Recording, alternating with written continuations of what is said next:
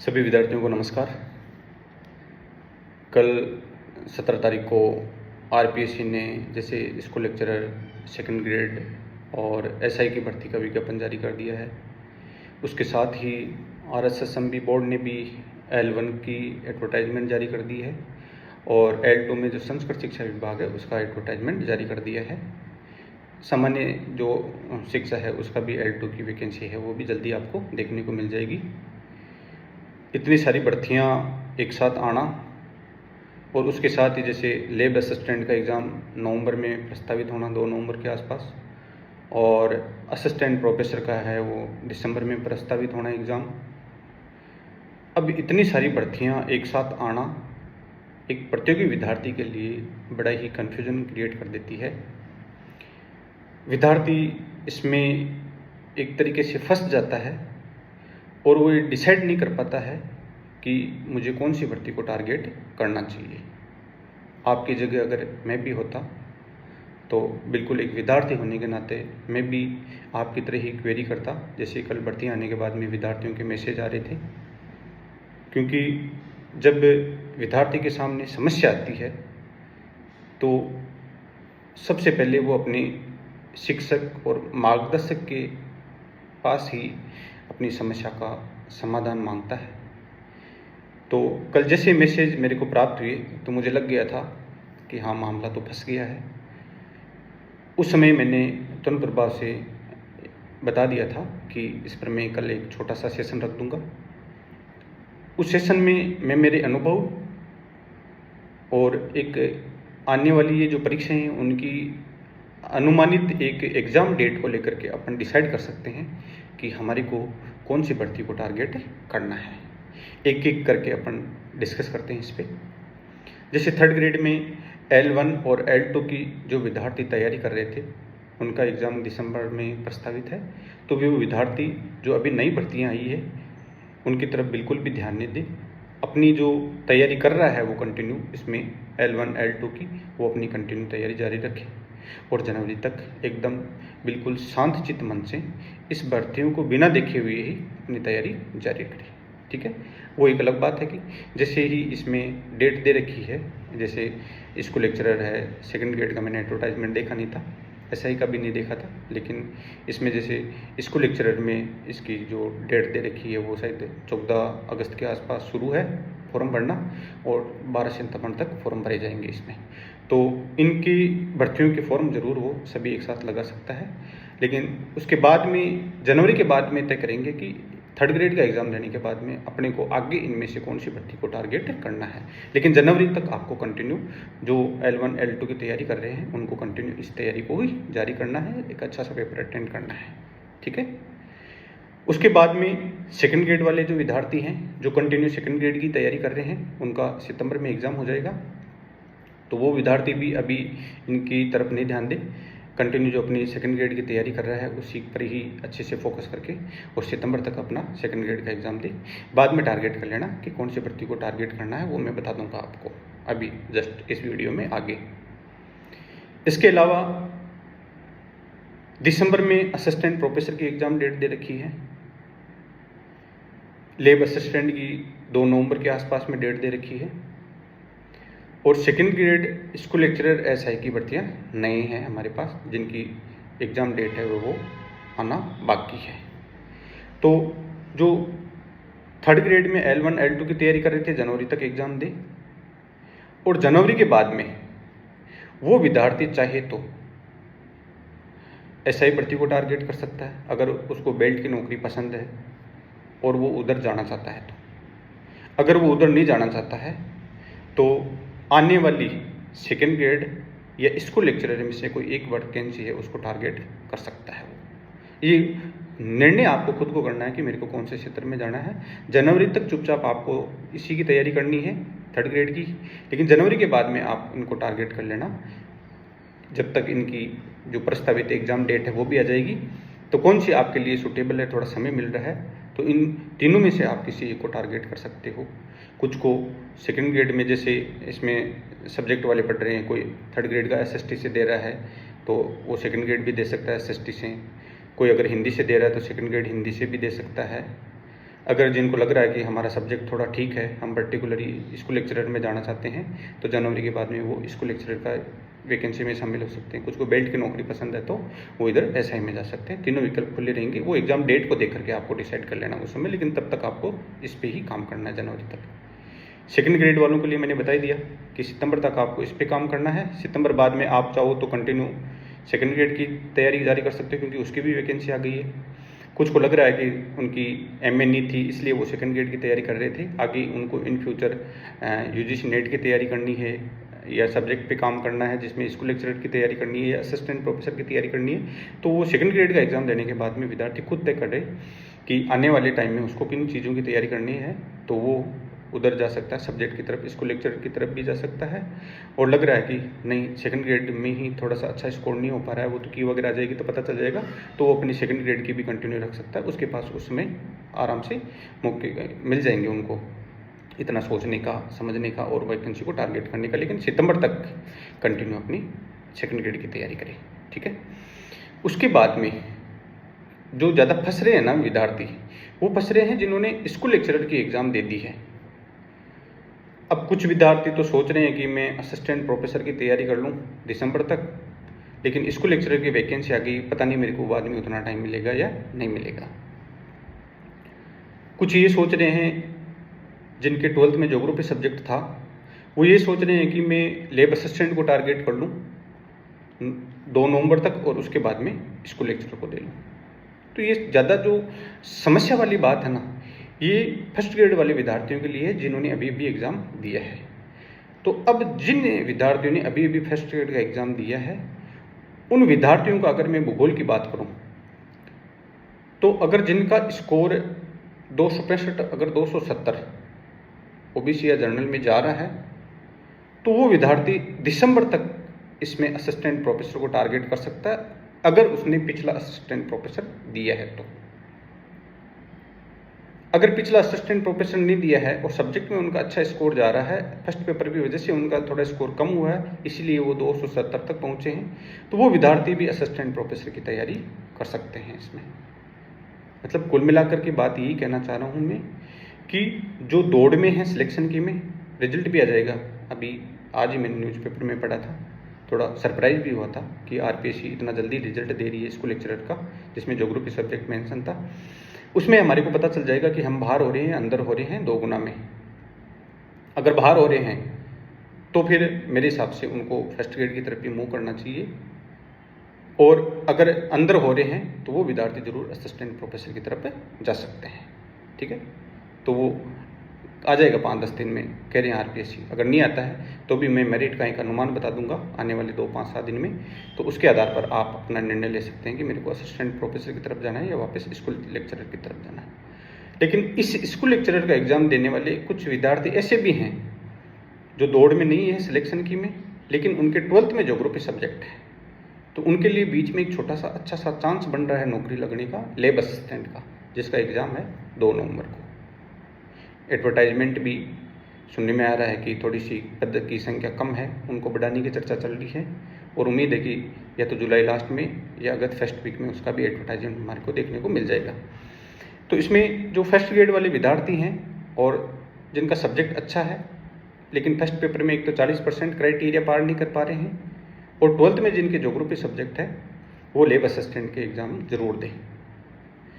और जो 40% क्राइटेरिया पास नहीं कर पा रहे हैं, सब्जेक्ट अच्छा है, वो चाहे तो असिस्टेंट प्रोफेसर का एग्ज़ाम दे सकते हैं।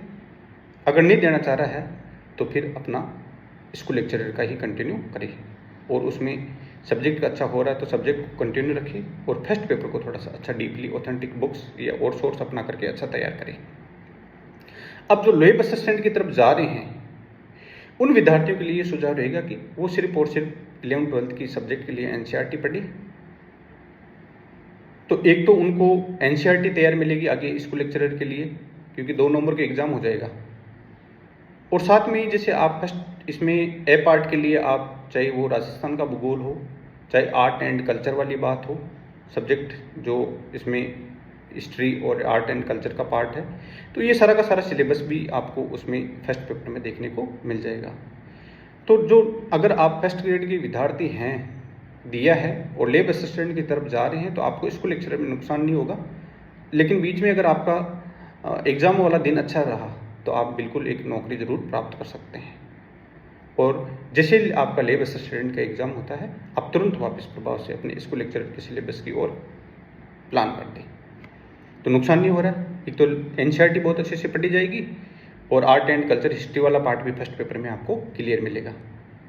अगर ये 2 नवंबर को हो रहा है और जैसे मैं अभी प्रस्तावित डेट की बात करूंगा, तो आपको इतना टाइम तो मिल जाएगा इसके बीच में 4-5 महीने का, कि लैब असिस्टेंट का एग्ज़ाम देने के बाद में भी 4-5 महीने का आपको टाइम मिल जाएगा कि आप आराम से इसमें फर्स्ट ग्रेड की जो सिलेबस है उसको पढ़ सकते हैं।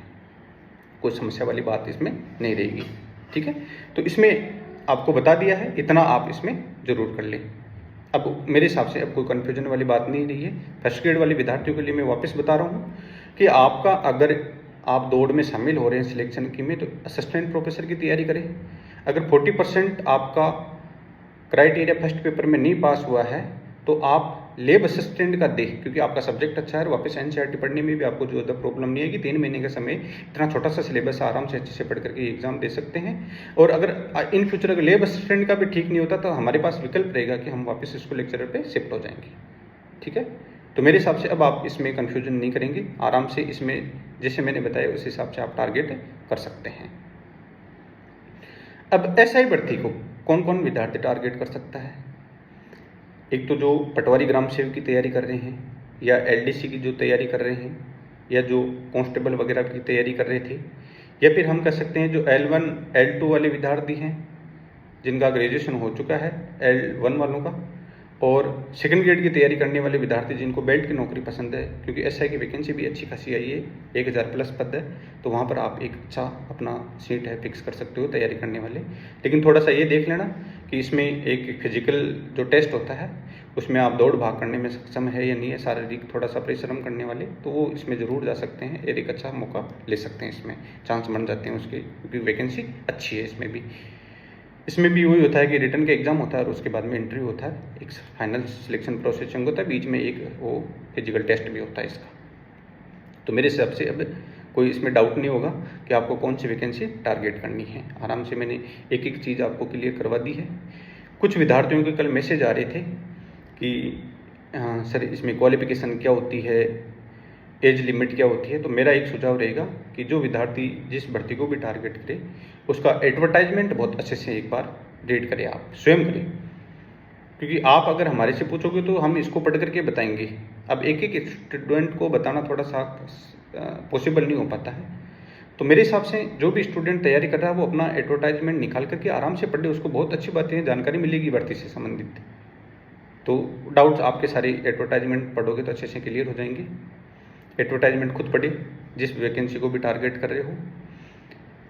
एक इसमें बिल्कुल विद्यार्थी पूछ भी रहे थे कि आरपीएससी ने सर जो पैटर्न बदला है आपकी बार वाला, इस पैटर्न को लेकर के जैसे आने वाली स्कूल लेक्चरर और असिस्टेंट प्रोफेसर के लिए क्या रणनीति होनी चाहिए। मैंने पहले दिन से भी कहा है और आज भी कह रहा हूँ कि अच्छी ऑथेंटिक बुक का सोर्स ले आप। केवल कोचिंग और नोट्स के दम पर आप अब सिलेक्शन नहीं ले सकते। ये आरपीएससी ने स्कूल लेक्चरर का एग्ज़ाम करवा करके आपको मैसेज दे दिया है, मेरे हिसाब से समझ में भी आ गया होगा आप सभी। तो इस पैटर्न को लेकर के सुझाव यही है कि आप अच्छे ऑथेंटिक टेक्स्ट बुक पढ़े।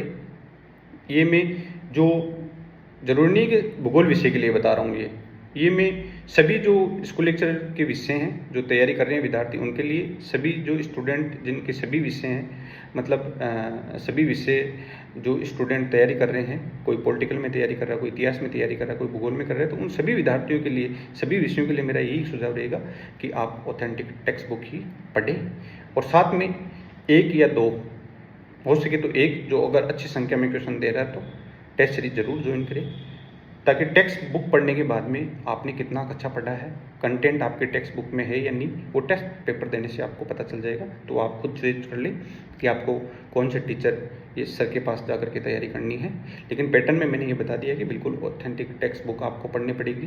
ज़्यादातर हिंदी ग्रंथ अकादमी की जो बुक्स है या जो अच्छे ऑथर की बुक्स है उनको शामिल करें आप। अपने सब्जेक्ट एक्सपर्ट है जो टीचर हैं उनसे आप राय मशवरा करके अपनी बुक्स डिसाइड कर सकते हैं। भूगोल के विद्यार्थियों के लिए मैं ये सारी चीज़ें 1-2 दिन में अवेलेबल करवा दूंगा। पहले मैंने कहा था कि 1-2 दिन में अवेलेबल करवा दूंगा, लेकिन थोड़ा बिजी शेड्यूल होने के कारण नहीं कर पाया। अब थोड़ा फ्री हूँ, कल सैटरडे हो और फिर नेक्स्ट संडे है, तो मैं थोड़ा फ्री भी रहूँगा, तो आराम से बुक वाली सूची आपको ज़रूर भेज दूंगा टेलीग्राम चैनल पर, स्वाध्याय भूगोल के टेलीग्राम चैनल पर। ठीक है। इसके लिए कुछ विद्यार्थी पूछ रहे थे कि सर जो असिस्टेंट प्रोफेसर का जो इसमें 3rd पेपर है जीके वाला, कुछ अदर सब्जेक्ट के स्टूडेंट्स भी मैसेज करते हैं, उनका पर्टिकुलर सब्जेक्ट तो अलग होता है। जैसे कोई पॉलिटिकल का स्टूडेंट जो असिस्टेंट प्रोफेसर की तैयारी कर रहा है, कोई इतिहास का स्टूडेंट जो असिस्टेंट प्रोफेसर की तैयारी कर रहा है, वो पूछ रहे सर 3rd पेपर के लिए हमारे को थोड़ा सा बताओ ज्योग्राफी में क्या पढ़े हैं। तो ज्योग्राफी में अगर वो स्टूडेंट अगर पढ़ना चाहते हैं, टेक्स्ट बुक पढ़ना चाह रहे हैं, तो हिंदी ग्रंथ अकादमी की पढ़ सकते हैं, हरिमोहन सक्सेना। और अगर वो गाइड पढ़ना चाहते हैं तो जो नाथ पब्लिकेशन की बुक आती है, हरिप्रसाद जी टेलर उसके लेखक है, उस बुक को वो शामिल कर सकते हैं। इसमें कोई समस्या वाली बात नहीं है। ठीक है, तो ये मेरे हिसाब से ठीक रहेगा इसमें 3rd पेपर के लिए, ज्योग्राफी के लिए। इतिहास के लिए भी मैं सुझाव दे दूँ तो पवन जी भंवरिया वाली सर है जो नाथ पब्लिकेशन से आती है, वो आप पढ़ सकते हो। इसमें राजव्यवस्था के लिए आप राहुल चौधरी की बुक आती है, ठीक आती है, वो पढ़ सकते हो। आर्थिक समीक्षा आप ओरिजिनल ला करके पढ़ें। करंट के लिए आप नाना क्लास ले सकते हो यूट्यूब पर। एक इसके अलावा राजस्थान क्रोनोलॉजी की जो बुक आती है वो पढ़ो, और साथ में आप है मूमल का पार्ट भी ले सकते हो। अगर अब स्टूडेंट को तैयारी कर रहा है तो एक अद्वार सिंह ले लेना मूमल का, बाकी एक महीने आने वाले ले लेना, और बाकी न्यूज़पेपर को भी थोड़ा अच्छे से रीडिंग करते रहना। इसमें करंट सिर्फ राजस्थान का पूछा जाएगा। तो ये हो गया 3rd पेपर। बाकी सब्जेक्ट मैं भूगोल की बुक्स की सूची डाल दूंगा, और जो अन्य विषय के विद्यार्थी हैं वो अपने सब्जेक्ट एक्सपर्ट टीचर से पूछ करके टेक्स्ट बुक की चूज कर ले, लेकिन पर डे टेक्स्ट बुक की मेरे हिसाब से बेस्ट रहेगा वो। ठीक है, ये तो हो गई हमारी पैटर्न को लेकर के, चाहे वो स्कूल लेक्चर की बात हो और चाहे असिस्टेंट प्रोफेसर की बात हो। एसआई के बारे में मैंने बता ही दिया कि कौन कौन से विद्यार्थी इसमें भाग ले सकते हैं, अपनी इस वैकेंसी को टारगेट कर सकते हैं। ठीक है ना। बाकी भूगोल के विद्यार्थियों के लिए मैं एक छोटी सी जानकारी शेयर कर दूं कि लैब असिस्टेंट की जो टेस्ट सीरीज है वो 21 जुलाई से शुरू हो जाएगी। हिंदी और इंग्लिश दोनों लैंग्वेज में अब की बार हम करवा रहे हैं। इसके अलावा असिस्टेंट प्रोफेसर की जो टेस्ट सीरीज है उसका टाइम टेबल भी फिक्स कर दिया है। वो इसमें जैसे लैब वाली 21 जुलाई को शुरू हो रही है, तो वो 23 जुलाई से शुरू हो रही है। अब की बार, पिछली बार हमने इसमें असिस्टेंट प्रोफेसर की जो टेस्ट सीरीज चलाई थी उसमें हमने सिर्फ हिंदी में चलाई थी। अब की बार उसमें भी काफ़ी अंग्रेजी मीडियम के विद्यार्थी हैं, उनको कहीं मिल नहीं रहा है सोर्सेस का पढ़ने का, तो अब की बार उसको हम ट्रांसलेट करवा रहे हैं, और हिंदी और अंग्रेजी दोनों माध्यमों में भी वो मिल जाएगी आपको असिस्टेंट प्रोफेसर वाली टेस्ट सीरीज भी। ठीक है, तो ये हमारा जो आने वाला प्रोग्राम रहेगा लैब असिस्टेंट के लिए और इसमें असिस्टेंट प्रोफेसर के लिए। बाकी जैसे मैं बता दूं फर्स्ट ग्रेड के लिए और लैब असिस्टेंट के लिए तो हम एक ऑफलाइन कोचिंग भी चला रहे हैं कुचामन सिटी में।